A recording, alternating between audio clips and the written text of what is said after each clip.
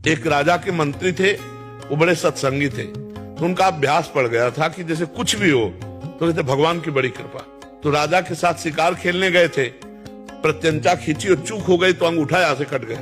तो उनका मंत्री अंगूठा कट गया, तो उनका महाराज भगवान की बड़ी कृपा।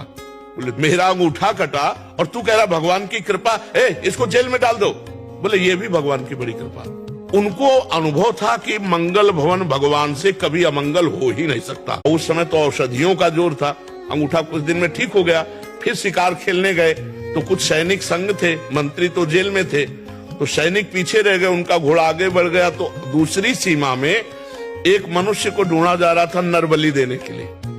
तो जो ही राजा को देखा तो दूसरे राजा ने अपने सैनिकों के साथ उनको कवर कर लिया कि इससे बढ़िया क्या होगा। पड़ोसी राजा, अब राजा को पकड़ लिया गया, बंदी बना के ले गए, स्नान आदि कराया, और जब बलि के लिए ले जाने लगे तो देखा अंगूठा में कटे का चिन्ह। तो उसी की बलि चढ़ाई जाती है जो तनिक भी अंग भंग न हो। तो उन्होंने कहा भाई ये तो बलि देने लायक नहीं, छोड़ो इसको। छोड़ दिया।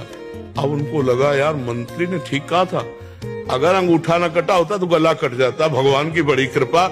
लेकिन मंत्री जेल में सड़ रहा है, मंत्री पद से हटकर जब उसको जेल में डाला तो उसने कहा बड़ी कृपा।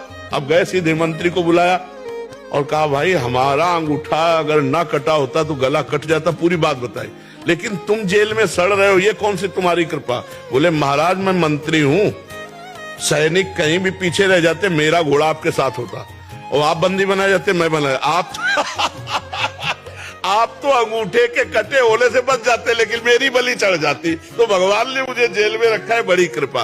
तो अगर हम वास्तविक विश्वास करें तो भगवान जो करते हैं उसमें कृपा ही है, पक्का कृपा है, उसमें हम संशय न करें, भगवान के भरोसे रहे, नाम जप करें।